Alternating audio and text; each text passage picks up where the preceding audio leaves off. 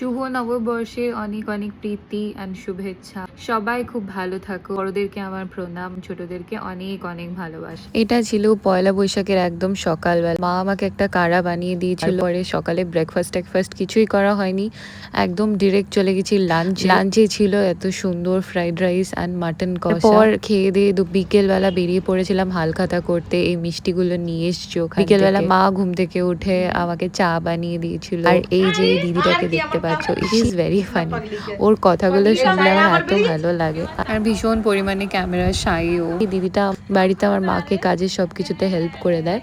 খুবই ভালো, আমার সাথে এসে বসে খানিক্ষণ চা খেলো। রাতে চলে গেছিলাম কার্নিভাল দেখতে। আর আমাদের এখানে না প্রত্যেক বছর ময়ূরপঙ্খী বের হয় পয়লা বৈশাখের দিনকে, তাই আমিও চলে গেছিলাম নীলুদের সাথে এই কার্নিভাল দেখতে। আমি যদিও বেশি কিছু দেখে আসতে পারিনি, কেন কি আমি অনেকটা আগে চলে গেছিলাম আর আমি বেশিক্ষণ থাকতেও পারবো না। আমাকে পরের দিনকে সকাল সকাল উঠে জিমে ফিরতে হবে। আমার এই ছোটো ছোটো মিনি ব্লগগুলো যদি তোমাদের ভালো লাগে, অবশ্যই কিন্তু চ্যানেলটাকে ফলো করে রেখো। ভালো লাগলে অবশ্যই কমেন্ট করো, এরকম আরও জিম ব্লগস অ্যান্ড এভরিথিং আমি পোস্ট করতে থাকবো।